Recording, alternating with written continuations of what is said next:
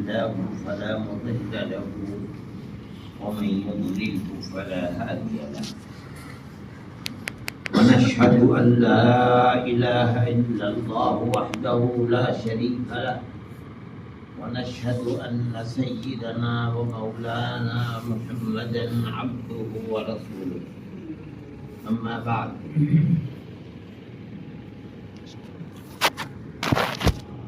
دلی اور ہریانہ اور پورب جوار سے آئے ہوئے جمعیت علماء کے ورکر، ائمہ مساجد، علماء کرام، معزز مہمان، جمعیت علماء ہند ہمارا موقف، ہماری سیاست، ہماری کارکردگی مکمل طور پر ہمارے اکابر رحمہم اللہ کی دنیا سے جا چکے، ان کی مرہون منت ہے اور ہم اسی کو اپنے لیے مشعل راہ سمجھتے ہیں۔ ان کے طریقہ کار سے ہٹ کر کوئی نیا طریقہ کار اختیار کرنا، نہ ہم ایسا کرتے ہیں نہ ہم اس کو ان حالات کے اندر جماعت کے لیے مفید سمجھتے ہیں۔ ہمارے اکابر رحمہم اللہ قوم کی رہبری کے لیے جو چیزیں اس وقت مفید تھیں ان کو کرتے کرتے چلے گئے، جو آئندہ قوم کے لیے مفید ہو سکتی ہیں اور جماعت اس رخ پر چلے گی، وہ راستہ دے کر گئے ہمیں، ہم اسی راستے پر چل کر اپنے لیے زندگی کی راہیں نکالتے ہیں۔ یہ ایک بہت ہمارا بڑا اصول ہے، ہم اس راستے سے نہیں آتے۔ جو بات چل رہی تھی میں اس کو کہتا ہوں، ہمارے اکابر رحمہم اللہ علوم عصریہ کے مخالف نہیں تھے، چاہے وہ مولانا حسین احمد مدنی ہوں، چاہے مفتی کفایت اللہ صاحب ہوں، چاہے مجاہد ملت ہوں، مولانا محمد میاں صاحب ہوں، یا مولانا ابوالکلام آزاد ہوں۔ اگرچہ یہ سب کے سب مولانا تھے اور ہماری طرح ان کا علم نہیں تھا، وہ علوم نبوت کے ماہر تھے۔ اس زمانے میں ایسے علماء نہیں پیدا ہوتے، اس کے باوجود انگریز سے دشمنی ان کے رگ و ریشے میں بیٹھی ہوئی، سرایت کی ہوئی تھی، لیکن وہ انگریزی علوم کے مخالف نہیں تھے۔ میں اس کی دلیل دیتا ہوں۔ ملک آزاد ہوا، جمعیت علماء نے ایک تحریک چلائی کہ بچے جو پڑھنے والے ہیں انہیں دین سے ناآشنا نہ رکھنے کے لیے، دین سے آشنا بنانے کے لیے انہوں نے صباحی اور مسائی مکاتب کا پروگرام بنایا۔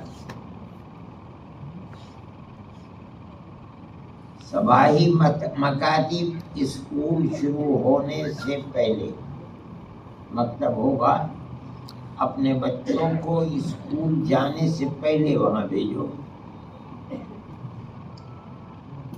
مسائی مکاتب اسکول سے آنے کے بعد اپنے بچے کو دین سکھانے کے لیے یہاں بھیجو۔ یہ نہیں کہا کہ اسکول میں نہ جائیں بچے، مدرسے میں آئیں. کیوں؟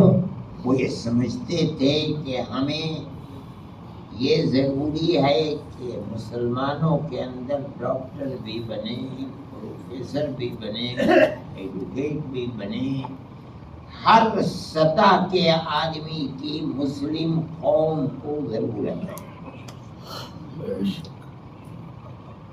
مکاتیب نہیں تھے ہندوستان کے اندر اس طرح، انہوں نے اس کی داغ و بیل ڈالی. اس لیے جمعیت علماء کا موقف اس زمانے سے یہی ہے. وہ چلے گئے لیکن ہمارا موقف یہی ہے کہ علوم اصلیہ بھی ہمارے لیے ضروری ہیں، اور ہم اس پروگرام کو لے کر چلتے ہیں کہ مسلم قوم اپنے لیے اسکولوں کو کھولے، کالجوں کو کھولے، اور ہر سطح پر بچوں کو اٹھائے، لا کر کے وہاں پڑھائے. یہ ضرور ہے کہ 1 گھنٹہ آدھا گھنٹہ روزانہ ایک دن کے بعد وہ علوم اصلیہ کے ساتھ ساتھ علوم دینیہ بھی رکھیں. جو شخص بن رہا ہے انجینئر، اس کے پاس دین کا اتنا علم ہونا چاہیے کہ موت کے وقت وہ کلمہ لا الہ الا اللہ محمد رسول اللہ زبان سے. ہم اس کے اوپر قائم ہیں. ہماری تحریک ہے کہ اسکول بنائے جائیں، کالج بنائیے. جنوبی ہند کے اندر شعور موجود ہے، شمالی ہندوستان یہ شعور اپنے اندر نہیں رکھتا. دولت کی کمی مسلمان کے پاس نہیں ہے. جو دولت مند ہیں، آج جو ملک کے اندر سیاسی ہلچل ہے، اقتصادی ہلچل ہے، اس کے اندر غریب غریب تر ہوتا جا رہا ہے، دولت مند پہاڑ پر چڑھ رہا ہے. لیکن جن کے پاس دولت ہے کم نہیں ہے. مسلمان کے اندر شعور نہیں ہے. ہر جگہ ایسے مسلمان موجود ہیں کہ وہ اگر چاہیں تو کالج بنا سکتے ہیں، ایک آدمی بنا سکتا ہے. اور قوم کے لیے ضروری ہے یہ بات کہ وہ اس چیز کو اپنائے. لیکن یہ بدقسمتی کی بات ہے کہ واہیات کاموں کے اندر، بارات چڑھانے میں اور نکاح کی مجلسیں قائم کرنے میں اور طرح طرح کی خرافات میں ایک آدمی لاکھوں اور کروڑوں روپیہ خرچ کرتا ہے. ادھر اس کی زندگی نہیں چل رہی ہے. یہ نقصان ہے. ایک آدمی اگر اس طرح سے کام کرنا شروع کرے بہت بڑی چیز بن سکتی ہے. میرے یہاں کل ہی ایک صاحب کہہ رہے تھے، ایک صاحب کے لیے کہ انہوں نے مہاراشٹر کے اندر اور گجرات کے 4 یا 5 میڈیکل کالج کھول دیے. شعور ہے. ہمارے اس علاقے کے اندر شعور نہیں.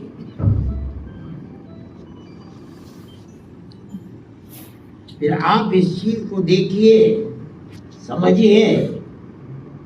فرقہ پرست طاقتیں مسلمان کی بربادی کے لیے انہوں نے 2 3 4 سال پہلے ایک من گھڑت ایک چیز اٹھائی کہ مسلمان لو جہاد کرتا ہے، اور لو جہاد کا مطلب ہندو لڑکیوں کو اٹھاؤ یہ جہاد ہے، یعنی تمہاری آخرت میں آبادی کا ذریعہ۔ جہاد کا مطلب یہی ہوتا ہے، آپ اپنی جان دے دیجیے، آپ کی جان کے بدلے میں آپ کو جنت ملے گی۔ آپ کسی کار خیر کے لیے کچھ بھی کر دیں، آپ کو اگر موت آ جائے گی تو وہ موت بھی آپ کی اخروی زندگی کے لیے مفید ہوگی۔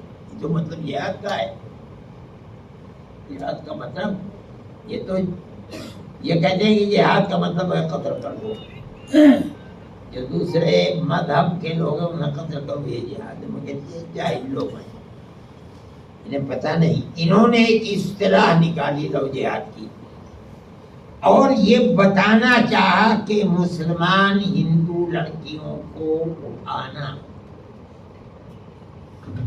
اسکول اور کالج کے اندر سے، وہ اپنی مذہبی بلندی کے لیے آخرت میں جہاد سمجھتا ہے، اور اس کا نام ہے لو، محبت کا جہاد۔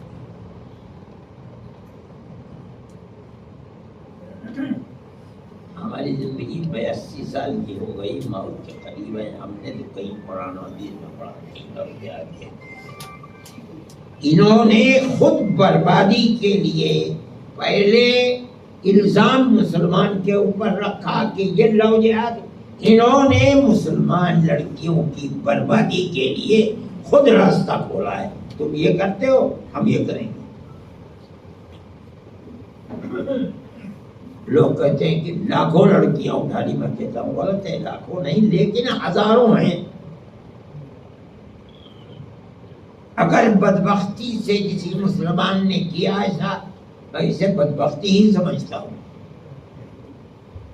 تو پورے خاندان کو، بچیوں کو، بچوں کو، بوڑھوں کو، جوانوں کو، سب کو اٹھا کر کے جیل میں بند کر دیا۔ لیکن اگر کوئی ہندو لڑکا، وہ بھی بدبختی ہے، مسلم لڑکی کو اگر اٹھاتا ہے کوئی اس کا کچھ نہیں کر سکتا۔ اس کا مطلب یہ ہے کہ فرقہ پرست ذہنیت کا ایک پروگرام تھا، مسلمان اس کو نہیں سمجھا۔ انہوں نے یہ الزام مسلمان قوم کے اوپر رکھتے ہیں کہ پوری قوم لو کرنے کو اور محبت کی بنیاد پر ہندو لڑکیوں کے اٹھانے کو اپنا مذہبی فریضہ جہاد بنا کر کے چلا، حالانکہ جھوٹ ہے، جھوٹ ہے، جھوٹ ہے۔ میں یہ کہتا ہوں کہ یہ بات کہنا ہے جو میں آپ کے مجمع میں کہہ رہا ہوں، ایک حقیقت ہے۔ میں آپ سے کہتا ہوں کہ اپنی اس بربادی کو جو پروگرام بنا کر فرقہ پرست ذہنیت ملک میں چلا رہی ہے، اس کا توڑ اس کے سوا کچھ نہیں ہے کہ آپ اپنے اسکول اور کالج الگ بنائیے، لڑکیوں کو مستقل، ان کے اندر نہ مسلمان لڑکا نہ ہندو لڑکا۔ آپ اپنے قوم کو زندگی کیسے دیں گے، یہ ایک سوچنے کی بات ہے۔ یہ نہیں ہے کہ ہر جگہ بیٹھے اور رونے لگے، اس میں کیا زندگی ہے؟ آپ زبان سے ایک دفعے بھی نہ نکالیے کہ کیا کہہ رہے ہیں، لیکن کام کر کے دیجیے قوم کو کہ بھئی یہ ہے راستہ۔ اگر آپ کر سکتے ہیں، آپ اس کا مطلب ہے کہ آپ زندہ ہیں۔ اگر نہیں کر سکتے تو خامخواہ چھوڑ میں جا رہے ہو۔ نہیں کر سکتے اس لیے نہیں کہ تمہارے پاس پیسہ نہیں ہے، میں کہتا ہوں پیسے کی کمی نہیں ہے، مگر شعور نہیں ہے، زندگی نہیں ہے، احساس نہیں ہے۔ اس بربادی کو بدل کر کے قوم کے لیے آبادی کا راستہ کیا کیا جائے، آپ کے پاس نہیں ہے، شمالی ہندوستان میں نہیں ہے۔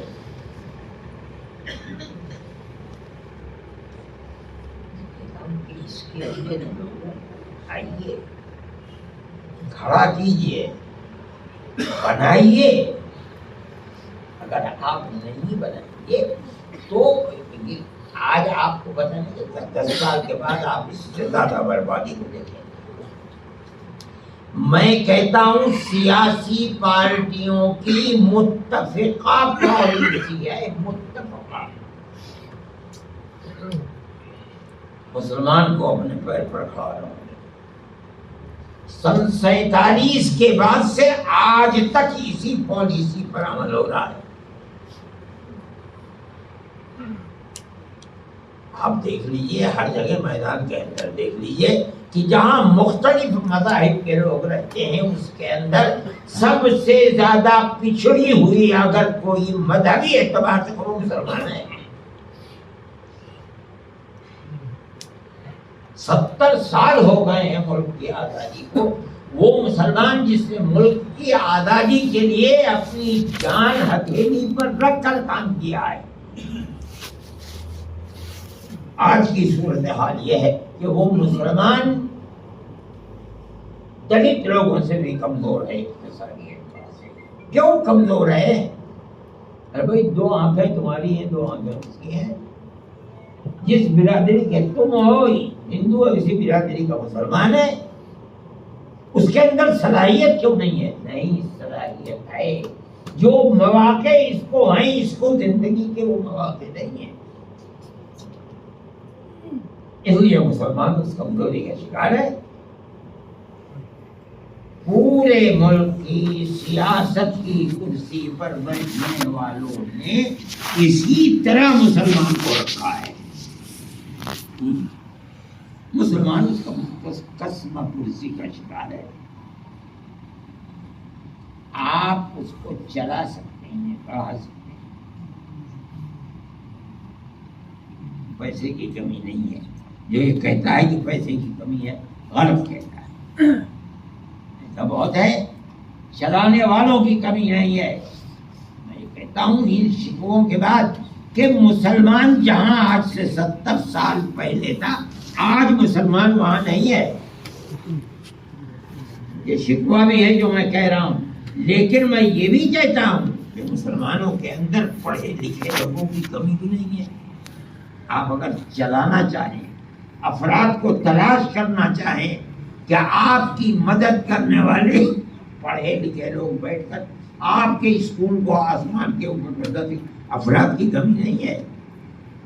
لیکن اسکول بنانا، پالیسی کو لے کر چلنا، اس کے لیے جس چیز کی ضرورت ہے مسلمان قوم اس کے لیے تیار ہے۔ یہ جمعیت علماء کی پالیسی ہے۔ جمعیت علماء یہ بات کہتی ہے، ہم آپ سے بھی کہہ رہے ہیں، افراد کو پیدا کیجیے، نکالیے، ان کے دل و دماغ میں ڈالیے، ان سے کہیے جہاں چاہے آپ دیکھیں جنگلوں کے اندر، کھیتوں کے اندر اسکول بنے ہوئے ہیں، کالج بنے ہوئے ہیں، اور پڑھنے والے آتے ہیں، پڑھنے والوں کی ضرورت ہے۔ آپ افراد کو تیار کیجیے، آپ جمعیت علماء کے ورکرز ہیں، ہم کہتے ہیں اس بات، مدرسوں کو مت چھیڑیے۔ جس طرح ہمیں ضرورت ہے ایڈوکیٹ کی، اس سے زیادہ ضرورت ہے ہمیں مفتی کی، اس سے زیادہ ضرورت ہے قرآن پڑھانے والوں کی، اس سے زیادہ ضرورت ہے دین سکھانے والوں کی۔ جو کام کر رہے ہیں اس کام کا کوئی جواب نہیں ہے۔ مدرسوں کے اندر وہ اس کے متحمل نہیں ہے کہ آپ یہ کہیں کہ ہم یہاں ان کو انگریزی سکھائیں گے، یہ بھی چلے جائیں گے، وہاں بھی کچھ نہیں آئے گا۔ کوا چلا ہنس کی چال، اپنی چال بھی بھول گیا۔ آپ عصری تعلیم کے لیے عصری اسکول بنائیے۔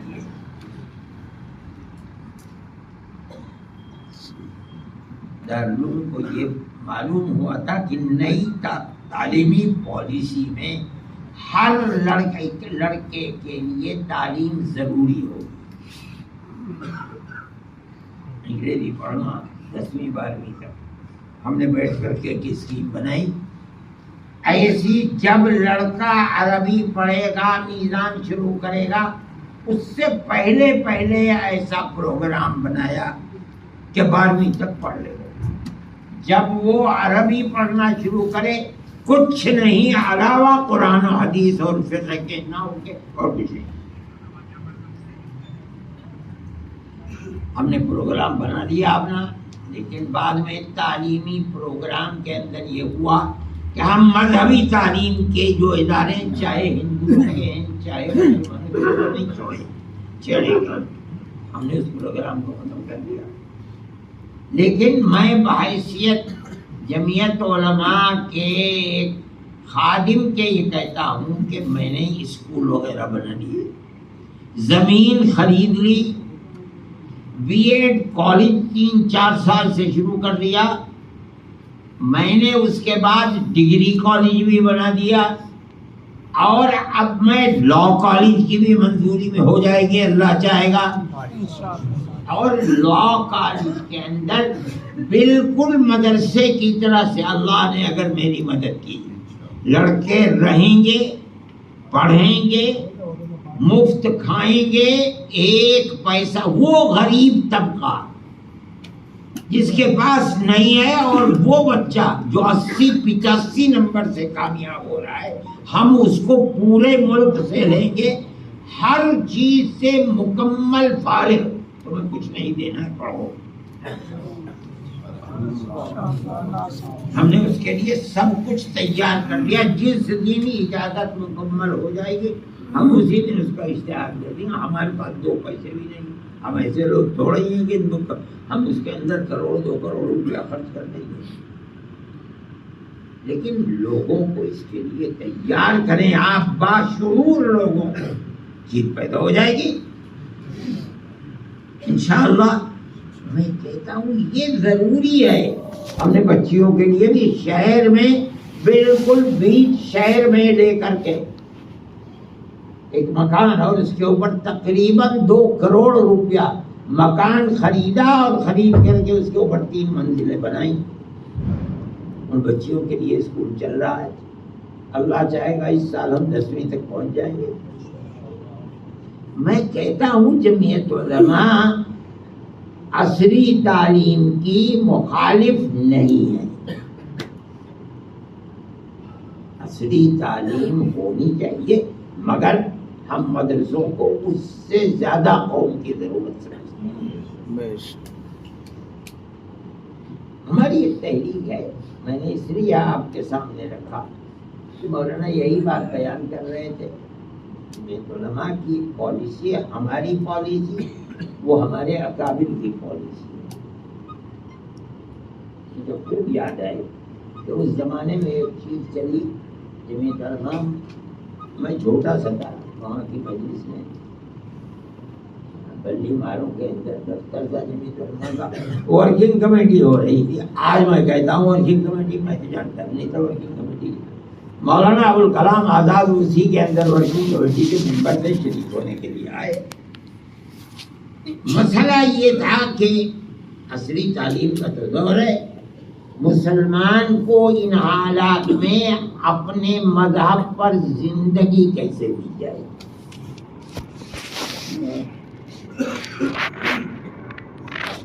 مرتد ہو رہے تھے لوگ، خاندان کے خاندان، برادری کی برادریاں مرتد ہو رہی تھی. یہ سارا کوہ شیوالک جو ہمالیہ کے دامن کے اندر سلسلہ ہے جموں تک چلا گیا. اس کے کنارے کے اوپر پہاڑوں کے نیچے گوجر رہتے تھے، مرتد ہو گئے تھے سب.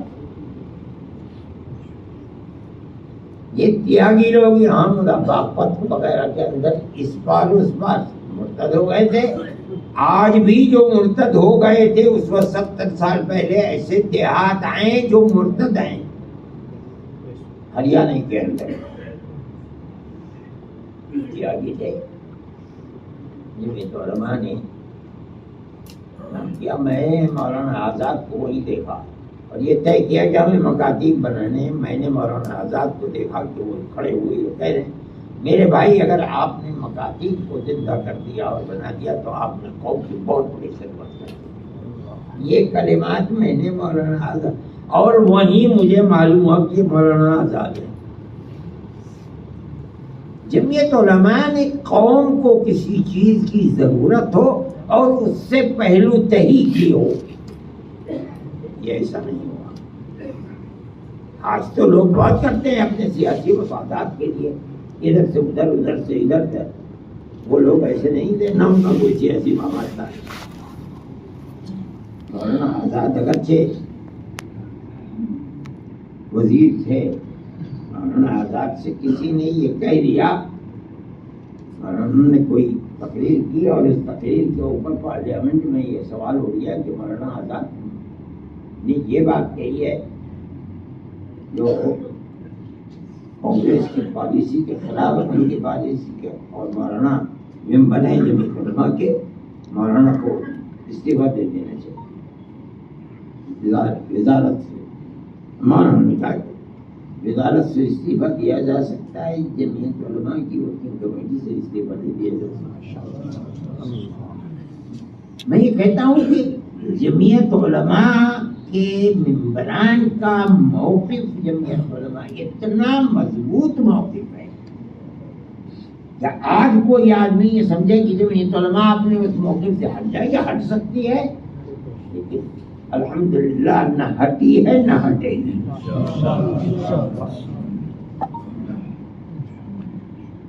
ہمارے پاس کچھ نہیں ہے، ہم قوم کو راستہ بتا سکتے ہیں۔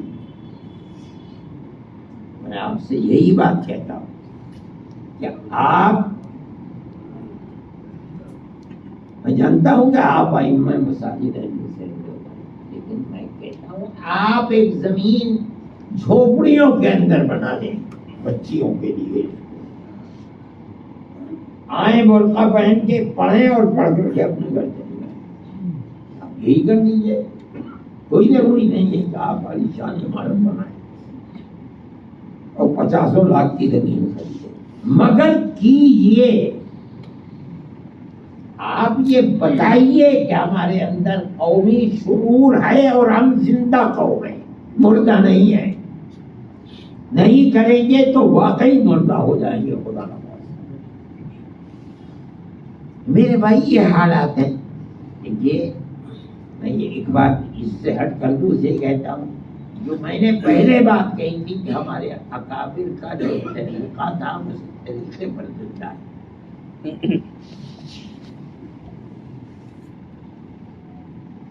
دنیا کے اندر اسلام کی بہت بڑی بنیاد کافی زمانے کے اندر وہ تھی خلافت عثمانیہ، ترکی کے اندر تھی۔ یہ جتنے ممالک ہیں، چاہے سعودی عرب ہو، چاہے عراق ہو، چاہے شام ہو، چاہے لبنان ہو، یہ